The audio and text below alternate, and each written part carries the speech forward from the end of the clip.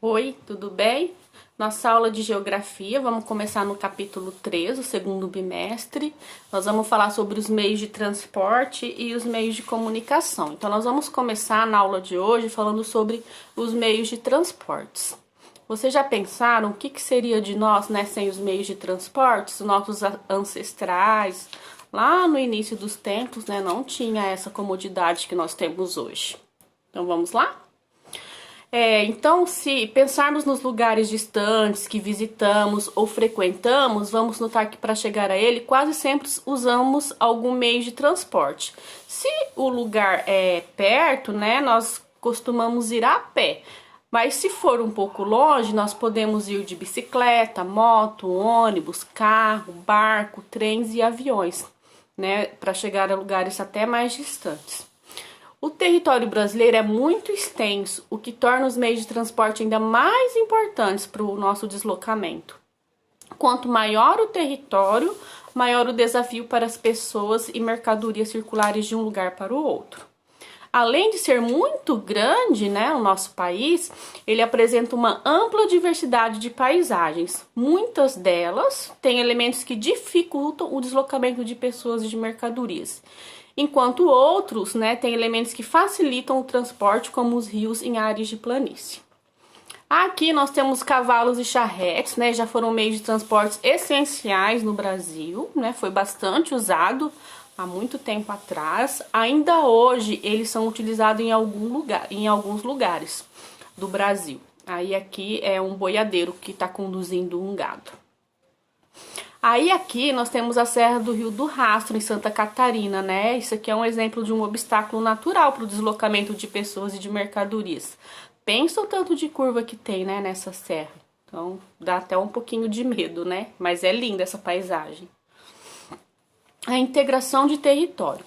Os meios de transportes possibilitam ligar diferentes partes do território de um país, por mais distantes que estejam uma das outras. Para isso, são necessárias estruturas viárias. Quais são essas estruturas viárias, né? As rodovias, ferrovias e hidrovias. O desenvolvimento dessas estruturas configura uma rede de transporte e possibilita o deslocamento das pessoas e de mercadorias em curta, média ou longa distância.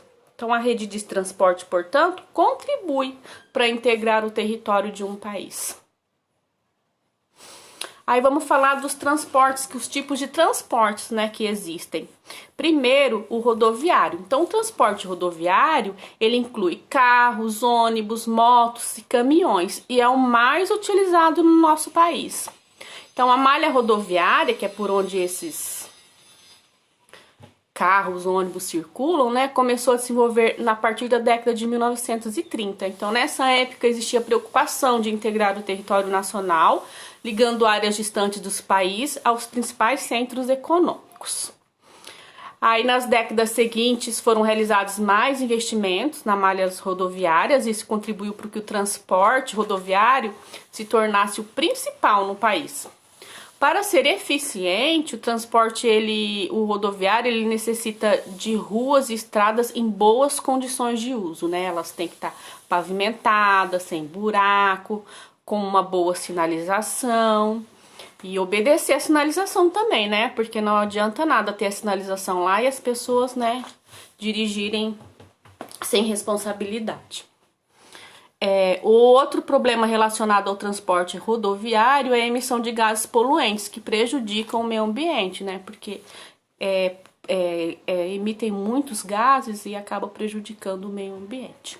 Aqui esse mapa, ó, você sempre quando for olhar o mapa, vocês têm que ver a legenda, tá? Para facilitar e você entender o que tem no mapa, né? Que é o mapa. Qual é o assunto do mapa? O assunto do mapa é esse aqui, ó. Principais rodovias no ano de 2014. Então, na legenda, eu sei que esse de laranja aqui são as principais rodovias que tem no nosso país. Então, aqui, ó, tá vendo? Todas essas linhas laranjas aqui, ó, são as nossas principais rodovias que existem no nosso país. Essas linhas fininhas em cinza é o limite de estado, de um estado para o outro. Aí, essa linha mais grossa que é em volta, né, do mapa do Brasil, é o limite de países. Aí a capital do país, é onde fica essa estrelinha, que é o Distrito Federal, né? E o círculo com a bolinha dentro são a capital, representa as capitais do estado. Aí os carros elétricos são movidos a eletricidade e não liberam gases poluentes, só que eles são caros, né? Então eles ainda vão ser popularizados no mundo, né? Apesar de serem poucos, né? Em 2016, essa foto de um carro que tá fazendo recarga em Londres, no Reino Unido. Mas o bom seria que tivesse mais deles. Aí vamos falar um pouquinho do transporte ferroviário. O sistema ferroviário entrega poucas áreas do território brasileiro, não tem muitas, né, áreas que ocupam esse meio de transporte. As primeiras ferrovias foram implantadas no país na década de 1850 para transportar produtos e... O prof tá parando aqui para ver se tá gravando, levei até um susto. Para transportar produtos agrícolas e minerais aos portos para exportação. Além de ser adequado e às longas distâncias, né, o transporte ferroviário tem como vantagem a baixa emissão de poluentes e a grande capacidade de carga. Então, com o meio de transporte ferroviário, a gente consegue carregar bastante carga e ele polui pouco, né? Não tem muita poluição. Aí vamos dar uma olhadinha aqui no mapa, ó.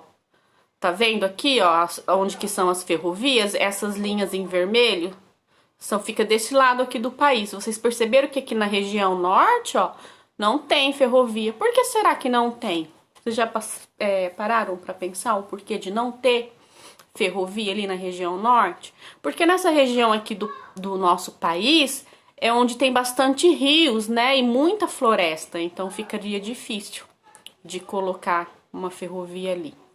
Aí ontem eu tava preparando aula e vi que o nosso prefeito postou, né, que aqui Carapó ele venceu a concorrência com os demais interessados e será um dos municípios do Mato Grosso do Sul com o terminal da Nova Ferroeste. Vocês estão sabendo que vai passar aqui uma ferrovia? Legal, né? Agora vamos para o transporte aquaviário. O transporte aquaviário utiliza rios, lagos e oceanos para a locomoção de pessoas e de mercadorias. No Brasil, sobretudo, na região norte, a extensa rede de rios navegáveis favorece o transporte pelas hidrovias nas quais circulam embarcações. Então, já lá na região norte já não tem o transporte ferroviário, né, que a prof falou, mas em compensação lá o transporte aquaviário é o que mais tem. Depois vocês vão olhar no mapa aqui. Tá vendo, ó? O trecho de navegável, ó, o tanto aqui na região norte que tem de trecho navegável, que é esse de azul, tá vendo? Em todo o nosso Brasil. Aqui tem um navio cargueiro, né, no Rio Amazonas, perto de Manaus. Vocês estão vendo o tanto de carga que o navio consegue transportar? Então, o transporte aquaviário é apontado como o meio de transporte mais barato e que menos consome energia. E também é considerado mais indicado para mover grandes volumes a grandes distâncias. O Brasil tem em seu território diversos rios caudalosos, que apresenta bastante volume de água, propícios à navegação. Entretanto, esse não é o meio mais utilizado no país para a movimentação interna de cargas. E vamos falar um pouquinho do transporte aéreo, né? Os veículos, vocês já andaram de avião, gente? Eu nunca, né? Mas eu morro de medo. Não tenho vontade nenhuma, eu vou ser bem sincera.